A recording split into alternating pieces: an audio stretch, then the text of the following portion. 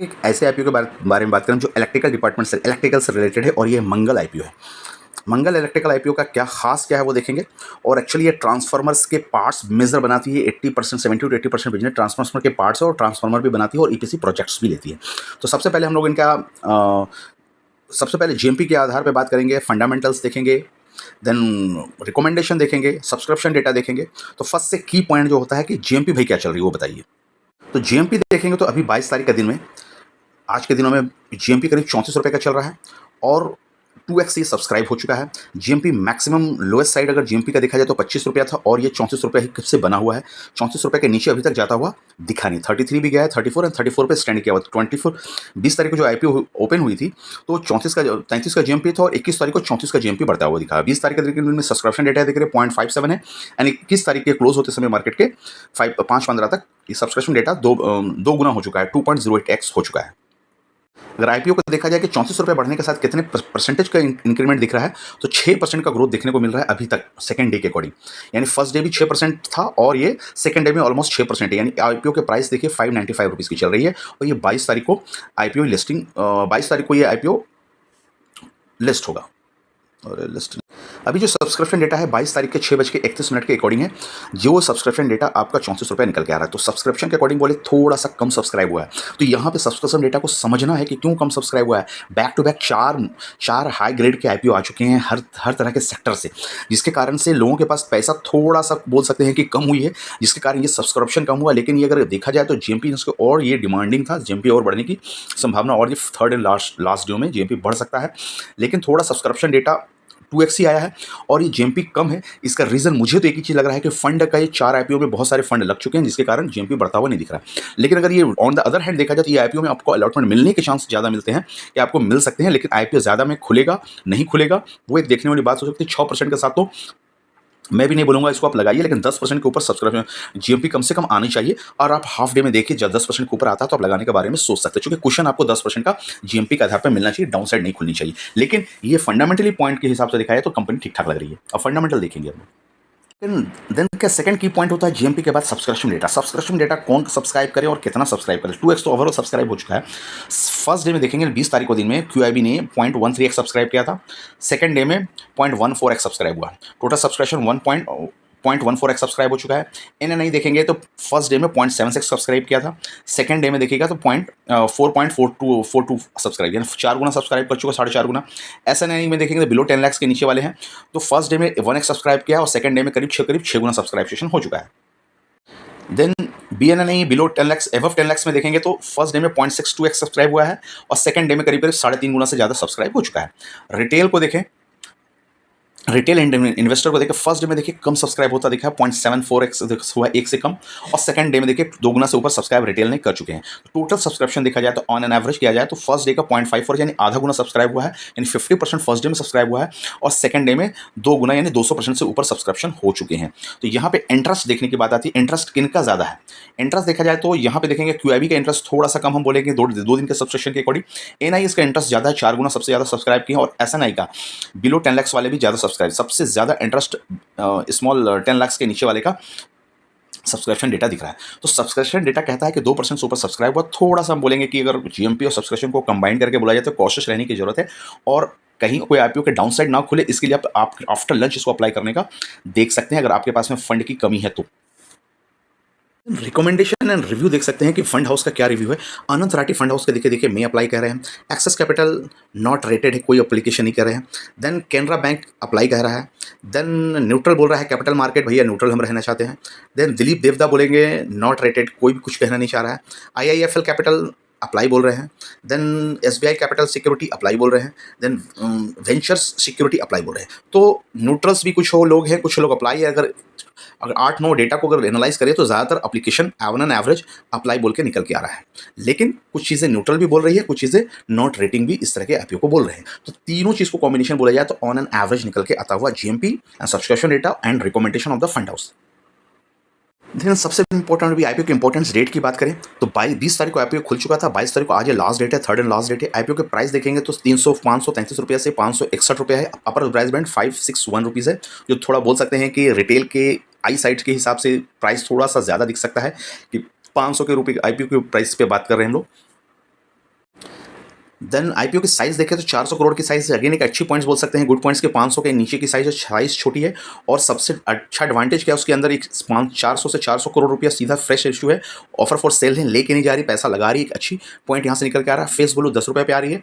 Promoter holding 100% इनके पास में अभी है, लेकिन आईपीओ आफ्टर आईपीओ देखिएगा तो 74.19%, यानी बोल सकते हैं 25% ये स्टॉक सेल कर रहे हैं आकर करके अपना हिस्सेदारी, और 400 करोड़ रुपये उठा रहे हैं। तो टोटल अगर देखा जाए तो मार्केट कैप यहाँ से निकल के आ रहा है 1600 रुपये के आसपास इनका मार्केट कैप निकल कर आता हो, देख सकते हैं एक मैक्रो कैप कंपनी, आप इनको उस हिसाब से ट्रीट कर सकते हैं।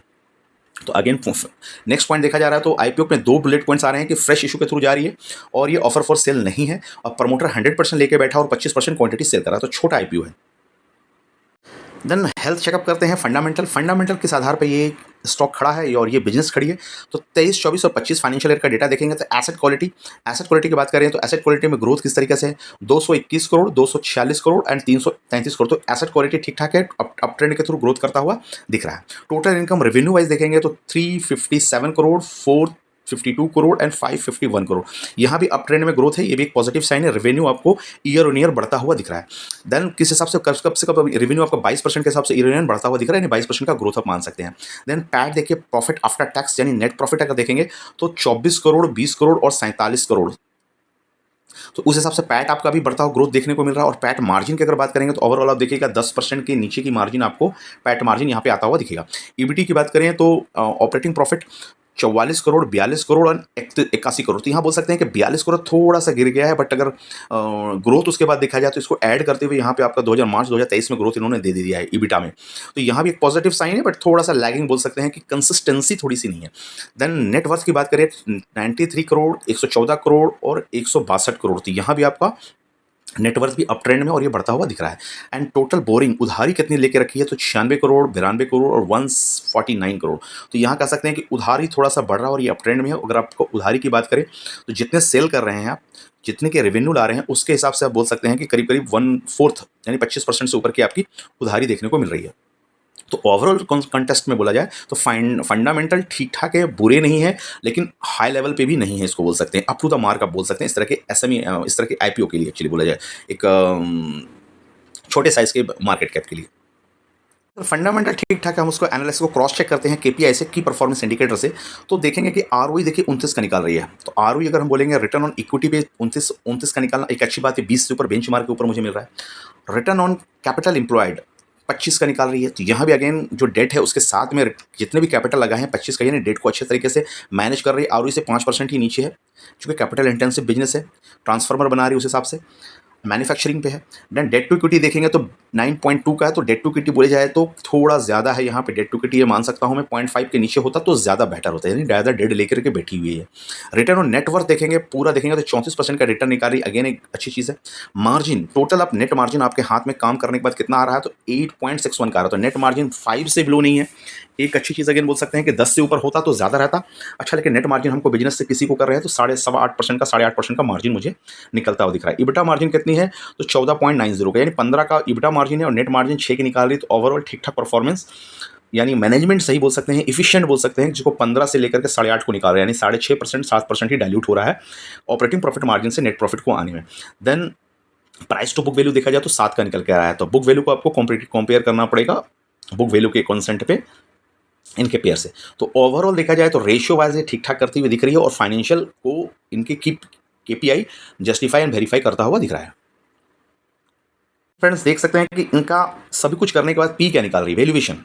तो फ्रेंड्स ये वैल्यूएशन के पहले मैं क्या कहना चाहूँगा, ये आईपीओ को एनालिसिस में और डिटेलिंग में बहुत टाइम लगता है और बहुत स्टडी होती है, तो थोड़ा सा आईपीओ को डिटेल आप देखें, थोड़ा सा पॉज करके देखें। और इस आईपीओ को देखने का मतलब नहीं है कि मंगल आईपीओ को ले ही लेना है, मंगल आईपीओ से रिलेटेड बिजनेस के मॉडल का एनालिसिस भी आप समझ सकते हैं इससे, और मार्केट में किस तरह के आईपीओ के ट्रेंड चल रहे हैं और किस तरह का सेक्टर को प्रेशराइज, सेक्टर में स्ट्रेस आ रहा है और यह सेक्टर पर अच्छा लग रहा है, वो भी एनालाइज कर सकते हैं।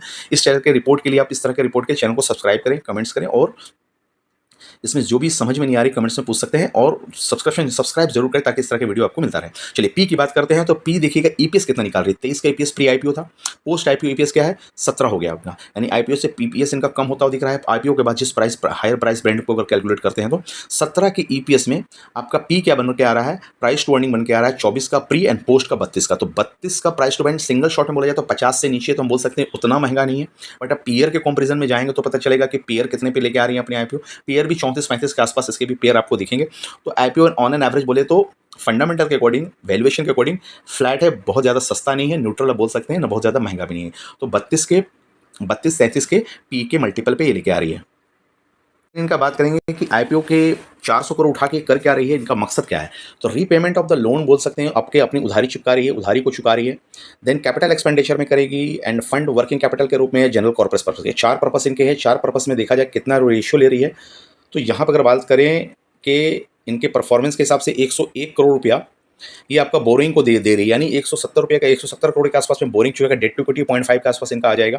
देन 87 करोड़ रुपया आपका कैपिटल एक्सपेंडिचर में लगा रही है, एंड 122 करोड़ रुपया वर्किंग कैपिटल के तौर पे ये यूज़ करना चाह रही है।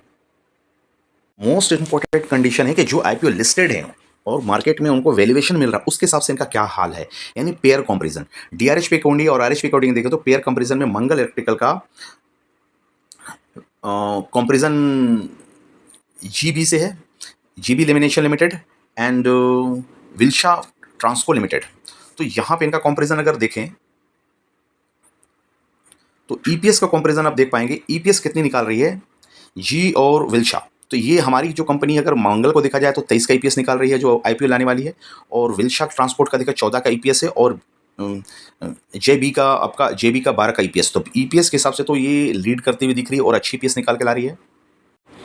देन एनएवी की बात करें तो 79 का मंगल का एनएवी है, एंड विल्सा ट्रांसको का है 117 का एनएवी, एंड जेबी का है 65 का एनएवी। एनएवी के हिसाब से ये सेकंड रैंक करते हुआ दिख रहा है, यानी विल्सा के बाद। एंड पी को बोला जाए तो ये आपका 33 के पी पे आ रही है, और अभी आपका विल्सा का पी 36 है और जेबी का पी 18 है। तो विल्सा से कम है और जेबी से ज़्यादा यहाँ पे सेकंड रैंक करता हुआ दिख रहा है। तो मार्केट के एवरेज बोला जाए तो बहुत ज़्यादा पी नहीं देख रहे हैं, 32 के आसपास का आ रहा है पी। रिटर्न ऑफ नेटवर्थ देखेंगे तो 34 का आ रहा है, 15 का आ रहा है, 22 का, 24 का आ रहा है। तो मंगल 34 का रिटर्न ऑन नेटवर्थ निकाल रही है, तो एक अच्छा रिटर्न ऑन नेटवर्थ है। एंड विल्सा का 15 है एंड जेबी का 24 है। तो यहाँ पे कुछ पैरामीटर पे अच्छे हैं, कुछ पैरामीटर में थोड़े से लैगिंग दिख रहे हैं। तो उस हिसाब से पेयर से कंपैरिजन में ओवरऑल रेशियो के हिसाब से बोला जाए तो ठीक ठाक है, ऑन एन एवरेज बोल सकते हैं। तो बहुत ज़्यादा पेयर से नीचे पी पे नहीं ले, तो वैल्यूएशन बोल सकते हैं एवरेज या न्यूट्रल बोल सकते हैं। तो उसी तरह से आईपीओ के जीएमपी इस तरह के वैल्यूएशन के हिसाब से 8 से 10% का जीएमपी सेटिस्फाइड करता हुआ दिख रहा है। तो बहुत ज़्यादा हाई जीएमपी इनको उस हिसाब से नहीं मिलता हुआ दिख रहा है, जो कि प्रैक्टिकली 2 दिनों के अंदर में सेशनों में दिखा है। देन फाइनल पॉइंट पे आ रहे हैं बिजनेस मॉडल एनालिसिस। इसमें आपको 2-3 मिनट देना पड़ेगा बिजनेस मॉडल में। तो बिजनेस मॉडल मंगल इलेक्ट्रिकल मोटा मोटी 2008 की कंपनी है, 8, 18 और 25 मतलब 15 साल इस कंपनी को मोटा मोटी मार्केट में सस्टेन करते हुए हो गए, लेकिन लिस्टिंग नहीं हुई अभी। मार्केट टेस्ट अभी होने वाला है, जो कि मार्केट के पहले 15 साल ही गुजार चुकी है, एक अच्छी चीज़ है। इलेक्ट्रिकल इंडस्ट्रीज में है manufacturing and supply of the different transformer component, यानी स्ट्रेस क्या पे दे रही है, मैन्युफैक्चरिंग एंड सप्लाई, बना रही है और बेच रही है। क्या चीज़ बेच रही है, ट्रांसफार्मर कंपोनेंट बेच रही है। तो इतना पॉइंट क्लियर हो गया। ट्रांसफार्मर कंपोनेंट बना रही है तो बेच रही है, तो कितना पैसा ला रही है, रेवेन्यू कहाँ से ला रही है। तो रेवेन्यू का ब्रेकअप देखेंगे तो ट्रांसफार्मर कंपोनेंट में 77% है, यानी 1/3 चले गए आपके ट्रांसफार्मर कंपोनेंट में, यानी मैन्युफैक्चरिंग में, कंपोनेंट बनाने में। And manufacturing of the transformer जो कंप्लीट प्रोडक्ट है वो भी 17% में बना रही है। एंड ईपीसी ऑर्डर ले रही है 6%। तो ईपीसी पे उतना दिमाग लगा के फायदा नहीं है, क्योंकि 6% के बिजनेस पे हम करें, यानी कॉन्सेंट्रेशन क्या है, मैन्युफैक्चरिंग बिजनेस है और ये इंडस्ट्रियल है, कंपोनेंट बनाने का काम करती है। इनको रॉ मटेरियल लगने वाला है और रॉ मटेरियल के हिसाब से प्रोडक्ट बनाएगी, इसके कारण कंप्लीट पैकेजिंग प्रोडक्ट बोला जाए तो ईपीसी भी कर लेती है, लेकिन ट्रांसफार्मर मेन बना लेती है। उसके साथ ना बनाने के बावजूद भी 70% रेवेन्यू आपका ट्रांसफार्मर कंपोनेंट से आता है, यानी कंपोनेंट भी बेचती है। मोटी बात क्लियर हो गई। देन इनकी रेवेन्यू आती कहां से है, तो सबसे पहला 96% इंडिया से। तो कहानी खत्म हो गई। तो मैक्सिमम कंसंट्रेशन इंडिया से है, इंडिया से रेवेन्यू आती है, इंडिया को ही सेल करती है। अब छोटे छोटे काम में देखे, यूएई को 0.03% है, नेपाल को 0.02% है, यूनाइटेड अरब अमीरात को 0.90% है, और नीदरलैंड को 2.39, यानी नीदरलैंड को बोला जाए तो 2.5% तो भैया माल दे रहे हो, बाकी बात इंडिया में ही काम कर रहे हो। तो मोटा मोटी इंडियन बेस्ड कंपनी आप इसको सीधा सीधी बोल सकते हैं। देन रेवेन्यू के बाद आता है ऑर्डर बुक आपके पास कितना है और कितने का ऑर्डर बुक है। तो 30 जुलाई का डेटा है, नवंबर 30, 2024 के अकॉर्डिंग इनके पास ऑर्डर बुक करीब 96 करोड़ का है। तो यानी करीब-करीब 500 करोड़ के हिसाब से सेल कर रही है और ये 1500 करोड़ की मार्केट कैप की कंपनी के पास में 100 करोड़ का ऑर्डर बुक है। तो बोल सकते हैं ठीक-ठाक है, बहुत बड़ा 1 साल का काम है, तो 1 क्वार्टर में काम कितना आएगा? करीब सवा सौ करोड़ का आएगा। तो 1 क्वार्टर के ऊपर के खाने के इनके हिसाब पे अभ्यास पे अभी ऑर्डर है।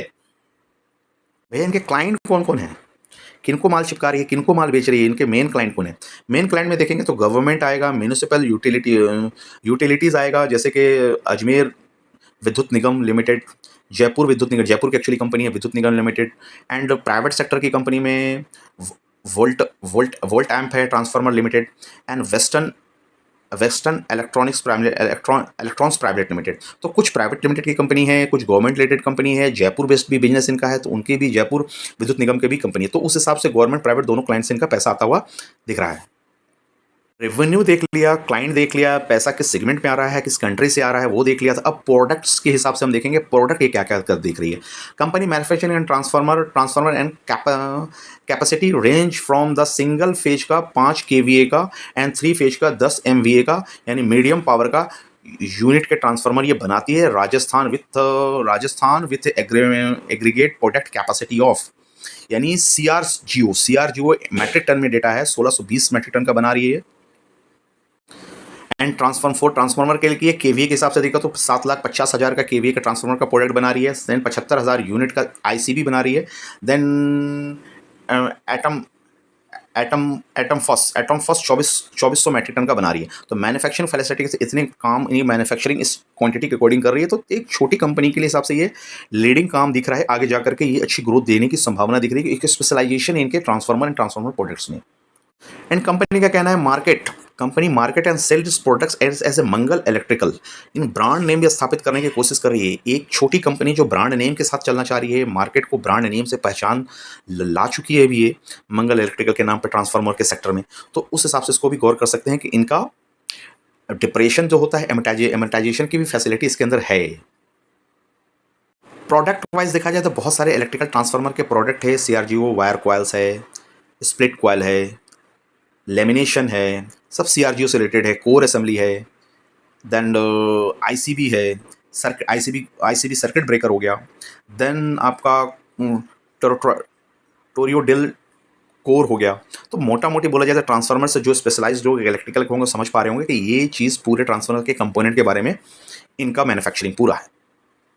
फ्रेंड बिजनेस मॉडल के हिसाब से ये अच्छा लग रहा है मुझे, और कॉम्पिटिटर इनके थोड़े से कम ही हैं इस क्षेत्र में, और ये छोटी कंपनी है, मल्टीपल होने के चांसेस हैं। बट आईपीओ में इनको थोड़ा सा एजेड एडवांटेज सब्सक्रिप्शन नहीं मिल रहा है, आईपीओ में जीएमपी नहीं मिल रही है, लोगों का रिकमेंडेशन भी फ्लैट है। तो हमारा भी रिकमेंडेशन इसमें फ्लैट है, और ये चूंकि एनालिस्ट की रिपोर्टिंग ही फ्लैट है कि रिकमेंडेशन के तौर पे, और जीएमपी उसको सेटिस्फाइड करती हुई दिख रही है। ऑन एन एवरेज के तौर पे इसको देख सकते हैं, बहुत ज़्यादा हाइप इस आईपीओ पे नहीं है, फंडामेंटल ठीक ठाक है, लेके रख सकते हैं। लिस्टिंग गेन थोड़ा एवरेज मिलने की संभावना है। तो आप इस आईपीओ में अप्लाई कर रहे हैं नहीं कर रहे हैं, कमेंट्स में जरूर बताएं, और अप्लाई करें तो लंच के बाद थोड़ा देख लें जीएमपी का रिवीजन क्या आ रहा है, उसके हिसाब से आईपीओ में अप्लाई करने को दिख सकते हैं। लेकिन सिंगल शॉट में बोला जाए तो आईपीओ आपको मिल सकता है, और आने वाले टाइम में इनका बिजनेस अच्छा है तो रुके रह सकते हैं, तो इसमें पैसा बनता हुआ दिख सकता है बिजनेस के आधार पर मैं बता रहा हूँ। और ये कंस्ट्रक्शन रिलेटेड ईपीसी कंपनी है, मैन्युफैक्चरिंग भी कर रही है, तो और गवर्नमेंट का कॉन्सेंट्रेशन भी है, ट्रांसफार्मर पावर से रिलेटेड जितनी भी चीज़ें हैं उनको भी कॉन्सेंट्रेशन है, तो उस हिसाब से इसको देख सकते हैं। थैंक यू फ्रेंड्स, अभी तक के लिए इतना ही। तब तक के लिए आप इस वीडियो में लाइक करें, कमेंट्स करें, और इस तरह के वीडियो चाहते हैं तो उसको आपको सब्सक्राइब करना पड़ेगा, तो आपके वीडियो आपके अकाउंट्स में आते हुए दिखेंगे। ठीक है, thank you friends, bye bye.